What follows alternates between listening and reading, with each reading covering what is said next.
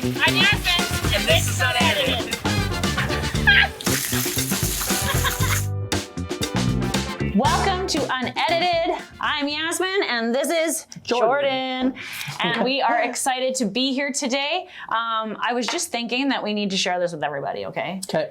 What we were discussing with Ashley in the car about the deep and delicious cake. That's right. Yes. Right? Do you guys remember the McCain's deep, delicious? I guess I shouldn't say remember, it still exists. Yeah. But it was a huge deal. I remember the commercial when it first came out. It was like somebody in the middle of the night snuck down to the fridge and pulled it out and got caught eating it, right? Which likely could be truth for many of us, you know, who grew up with deep and delicious cake, right?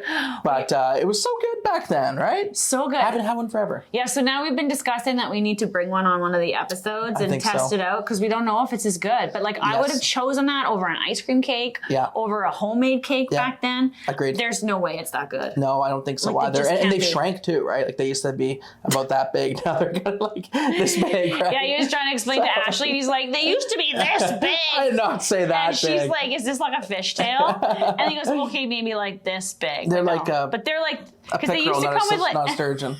So because they used to come with the KFC meals and stuff, they with did. The family packs and all that kind of stuff, right? Yes. So absolutely. Anyways, we're super happy that you're here to join in this episode, join in our lives, see our craziness. We're up to more shenanigans because we're doing this like 5-week challenge thing to see who can win the most challenges. Competition, some would say. We're not competitive though. No, not at all. So you'll have to, if you've missed the first one, watch last week's because now I'm going to show you this week's. We're here in Rochdale Park. It's at Lawson Heights School. We're going to do another competition, I think, coming up, right?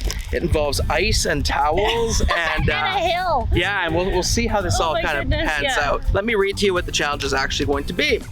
It says, anytime's a great time to get into the sledding spirit with ice block sledding. Go to the store, grab at least 1 block of ice for each person, head out to some grassy hills with towels and ice blocks, place the towel on the top of the ice block, take a seat on it, and ride down the hill. You do like snow, so I guess we're just kind of getting there earlier this year. I think so. Okay. I guess we'll see how this goes. I've never done this, have you? I have no clue how it's even gonna work. Like, am I just gonna get stuck on the middle of the hill? Well, that's what I plan to see happen with myself, but we'll see what happens, I guess. And I guess it's just the first one down the hill? I think so. Like, how do we know when we're down? No. We gotta decide. We gotta have like a mark or something. Yeah. Yeah. Come join us. Awesome. Okay. I'm in the hole. I have to win.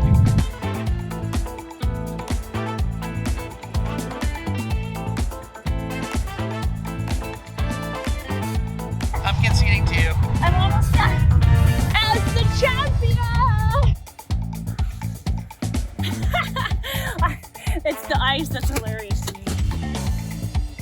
Okay, seriously, that was even harder than the last challenge. That was strange, right? Was so strange. I'm just like scraping my bag against the grass. Have like little trails of ice cubes going everywhere. And all you can do is use your legs, right? Because I tried to put my towel on and jump on and see if it would go, and it didn't move. I wonder if because you couldn't get an ice block. Like maybe a block, like a whole chunk of block. Or a steeper incline, something maybe like this. That would have given us a little bit more. Yeah. Anyways, you won this one. I won. You so won this one. All tied up. So that's good. That's good. Yeah. Awesome. Yeah. So now we're gonna head into the city. So take a look at where we were.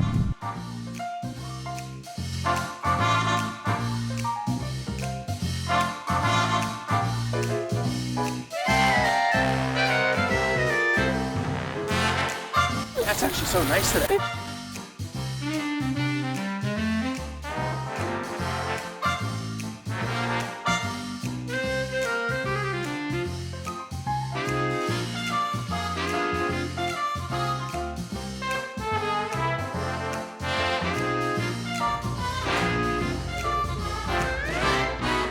The iced macchiato.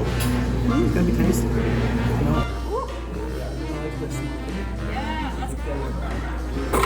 Great. That's awesome. Can you taste it? That's so cool.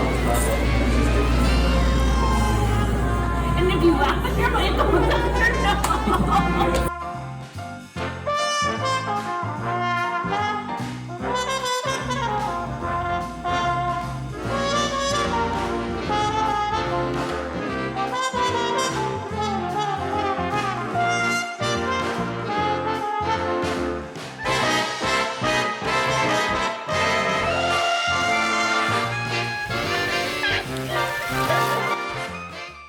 of the nicer places, I think, in the summer in our city is River Landing. Would you agree? I love it down there. Yeah, it was good. And we went down there. We got to like kind of look around and see what was all going on. Yeah, we were thinking about doing a couple of things, right? Mm-hmm. And there were the mopeds that were kind of interesting, right? Super cool. Yeah, we didn't really have enough time maybe to do those today, but they looked really cool and easy to rent and all that kind of stuff. So we'll have to jump on one of those and just hit the trails. I think it'd be a lot of fun. We will. So that was good. But we went to a place called, was it called Shoppe?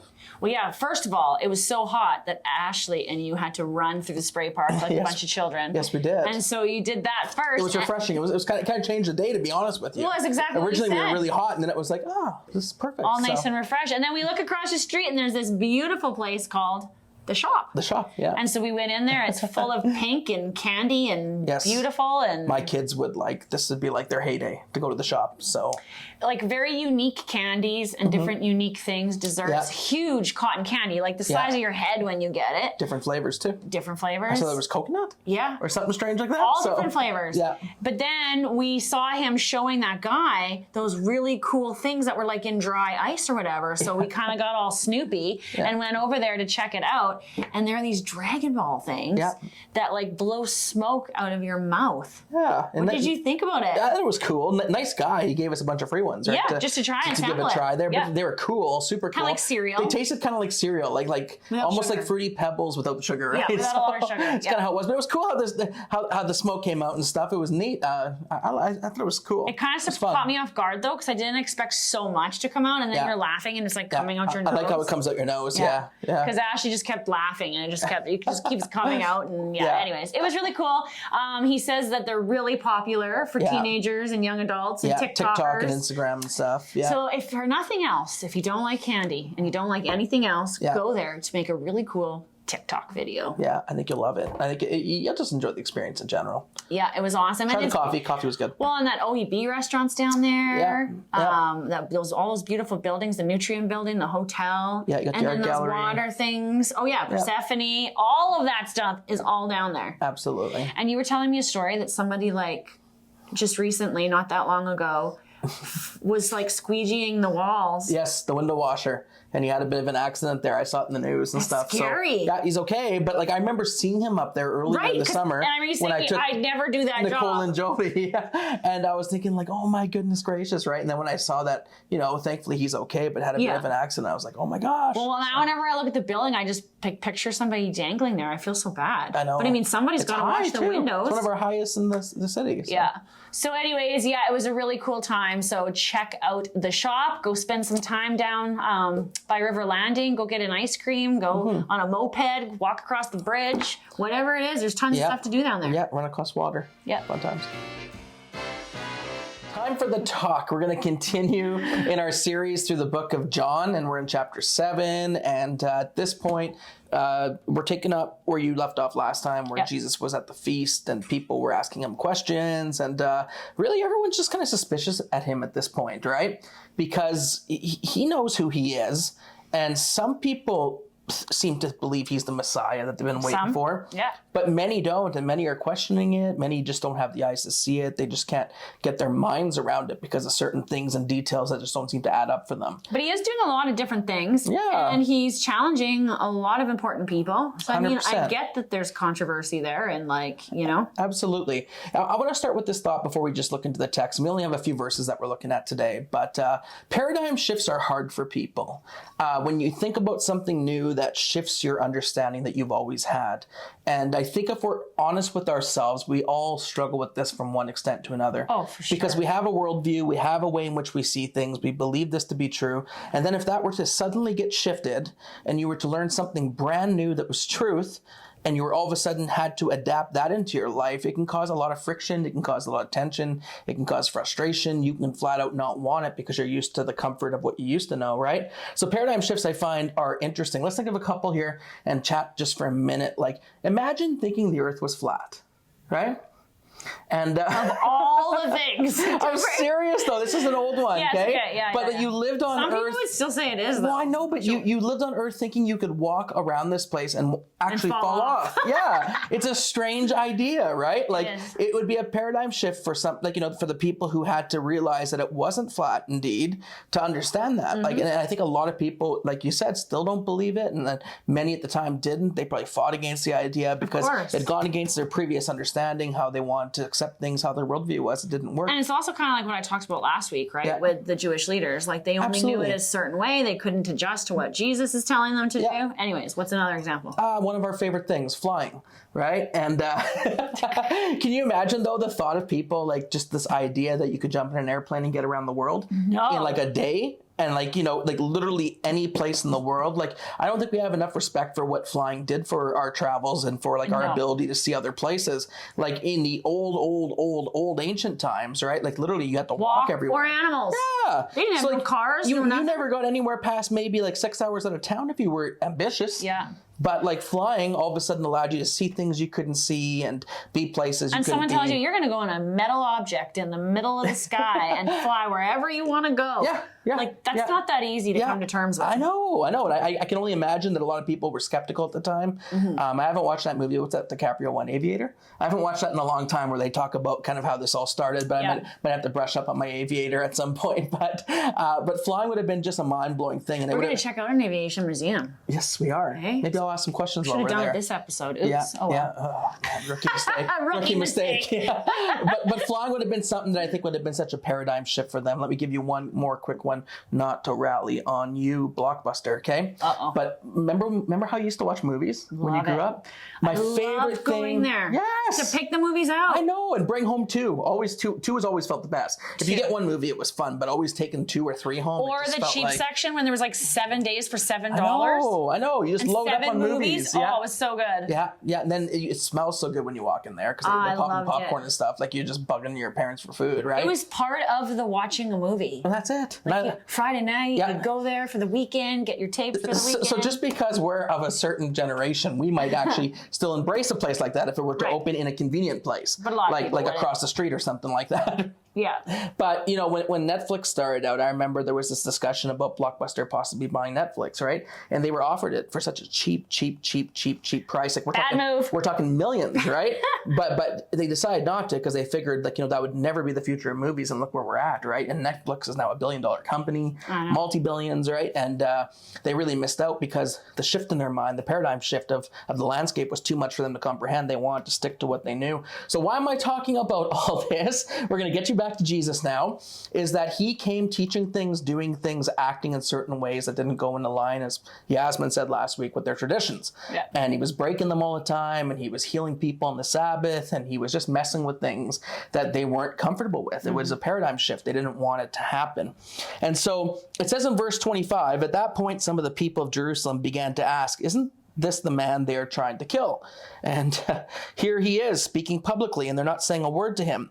Have the authorities really concluded that he's the Messiah? So there's this question going on, like, is this guy the Messiah? We don't think he is, so why aren't they arresting him, right?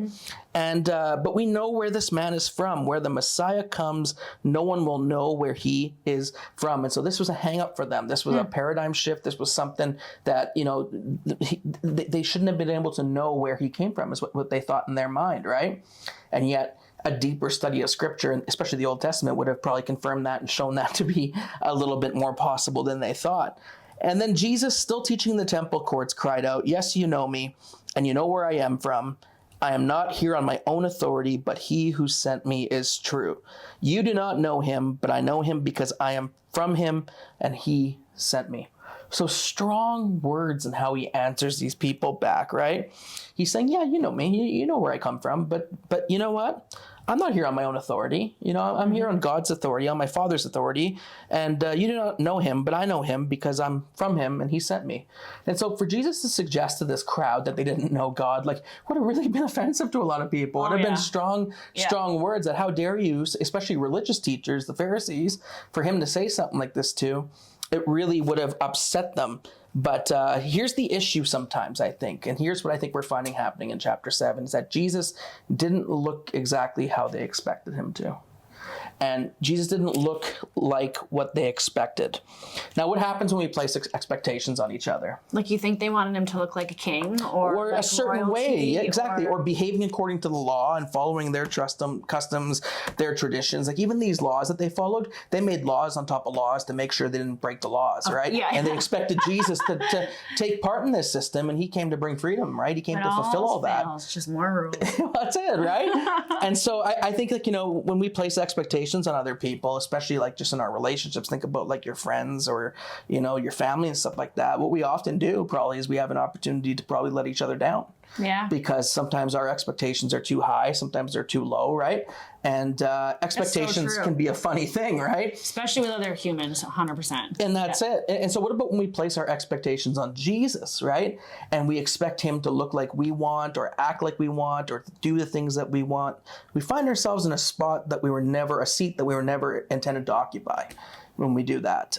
You've said that before about like we see Jesus how we see, how we think he is, right? And it's always struck me because I'm always like, is my Jesus the same as your Jesus? Yeah. As Ashley's Jesus? And I mean, he should be. Absolutely. But what you're saying with all these different perspectives and different ways we see things. Yeah, we can see him according to our country. I've heard people refer to Jesus as like American Jesus or Canadian Jesus, who really has the values of North America in mind, right? But what does Scripture tell us? And how sometimes does Scripture challenge even those things that we value? Sometimes we can't see that because we have expectations and the paradigm shift is too much and we don't allow ourselves to go there. That's good stuff, yeah. And so at this, they tried to seize him, but no one laid a hand on him because his hour had not yet come. And we talked about this a couple episodes ago. Jesus somehow found a way to get out of these things, right? And obviously it was God's will and God's plan because the time hadn't come yet. Yeah. Still, many in the crowd believed in him. They said, when the Messiah comes, will he perform more signs than this man? And so they wanted signs. The Messiah was supposed to do kind of what they expected and what they wanted. And so when we put our expectations on Jesus, this is where I'm going to take this. This is probably where I'm going to leave this today. What happens when we do that? Well, often what we want isn't enough. What we want is too little, right? What Jesus actually does to our expectations is he exceeds them. He goes far beyond them. He gives us infinitely more and greater than all we could ever ask or imagine. And sometimes what we're looking for is just too little. And I think he saw that with these people. I think he saw, you're looking for something that you find idealistic, but I'm coming to show you who God is. I'm coming to show you who the God who loves you is, the God who cares for you, the God who sets you free from all this, like we call rule keeping, and bring you into relationships so that you can live out my ways, you can love people, you can love others, you can make a difference in your world. So much better than we can ever think. Absolutely. So much more than we can imagine. So much more. And so, sometimes, I think we miss it even today. And I know I have to really sometimes stop and say, God, search my heart. Show me in which ways am I following my thinking, maybe my culture's thinking, maybe my country's thinking. Help me to see your thinking. Now what? So we've just read the Word of God. You've given us some really good challenges. Talking about this paradigm shift, especially that's a tough one, and very real. Like yes, I've got a lot of things going on in my head right now. But what are you going to challenge our unedited community with this week? 100%. Yeah, I think it comes back to a few things. I think one of the big things that we have to recognize is that God's ways are always higher than our ways, right? Yeah. And if we don't recognize that, then we're in trouble, because what we're going to end up doing is putting our opinions and preferences and ideas on God. And he's no longer God anymore. He's just kind of someone we invented and someone who we're comfortable with and someone who we want to push, right? And so do God's teachings ever make us uncomfortable? They really should. If they don't, then I worry about that, right? Because like you were talking in the last episode about things even like winning. And sometimes the point isn't even to win, it's to lose. I know. And when Jesus never made it about winning. In fact, going to the cross showed that was not his number one priority, right? That's true. But when we take a stand like that and it becomes about winning and people having my same thoughts, my same beliefs, voting the same way I vote, all that stuff, right? Then what we do is we end up missing the point of it all, I think, where God wants us to lay our lives down, not only for him, but also for each other. Yeah. And to put each other first and to care for one another. And so in what ways do you ever find sometimes that your beliefs are more cultural and less text, less Bible, right? That's where I've had to challenge myself. Is that a cultural thought or is that a biblical thought? And it takes some deep digging, I think, to do that. It takes humility. It takes being able to step back from everything and say to yourself, where am I missing it? So do you wait for God to kind of speak to you about that? Or how do you decide what's a godly thought versus I think so. I think it's a bit of everything. I think I do wait for God to speak to me. I think sometimes when I read something, I go, wait a second, that's in direct disagreement with what I think, right? Yeah. So, I always used to think to myself, like there's this idea that you just, you take care of yourself, but sometimes you lay yourself down for the sake of other people. It doesn't mean you're not caring for yourself. It just means that you are putting other people first. And that's a contradictory idea, I think, sometimes, I right? think so. I do, yeah. And so, I don't know. I think it's tough. I think through different teaching, through different ideas. This is why I like listening to people who think differently than I do. And who can sometimes even frustrate me. And I actually think it's important. Because I come with my paradigm, I come with my worldview, but hearing from someone else who perhaps lives in a different part of the world, who perhaps has experienced things differently, it just brings a fresh revelation, I think, to everything. It opens up our mind to actually think a different way. Absolutely. There's a whole world out there, right, of thinking, Like it's a scary thought. I'll leave it at this. Like, in what ways would I have missed Jesus had I been living in those days, right? Like, would I have been upset with him? Like, you can't do that on the Sabbath. It's a Sabbath, for crying out loud. Like, which people would have we been? Yeah, exactly. And yet he's doing an amazing thing. Yeah. Or like, would we be this person here who said, like, will the Messiah actually perform more signs than this guy, right? And like, would it be all about signs and seeing miracles and things? Like, those are things we have to, like, weigh in our hearts and weigh in our lives. But we go to the truth. We go to the scriptures. We allow the scriptures to speak to us. And so perhaps maybe as you read through the gospel of John, Mark, Matthew, Luke, as you go through the teachings of Christ sometimes, I want you just to pause sometimes when you do that and ask yourself, so what does that look like in my culture? What does my culture teach me? What's the dominant way of my culture? How does this perhaps challenge it? How does this perhaps change it? How does this perhaps instruct me to go a different way? Yeah. That makes sense? Yeah. And in our culture, winning and being on top is always number one, right? And we value that so highly. I think we can say that, like, I think most places in the world. Yes. Like, I mean, there might be the odd one. Look at our little challenges. But, do you know what I mean? Right. Like, how many can I win? I don't want to lose, right? So it's within our nature to do that sometimes. And sometimes, the gospel calls us to, this one's not about winning. This one's about loving other people. And sometimes you might feel like you lose, but Jesus actually wins. Yeah. So that's good stuff, man. Yeah. That's great. So are you ready? Yep. I'm going to close it off. Sounds good. We'll do it. We'll do it. So have a great week, and thanks for joining us on Unedited. We should have had those Dragon Balls in our cups. I know. It'd be awesome to have, like, the foam coming up. Cheers. Cheers. Thanks for joining us on Unedited. See you next time. So, okay, I'll start over. I said, well. I'm going to sit here and not answer any of your questions. Like this. Time for the talk. Super deadly. That is awesome. It tastes like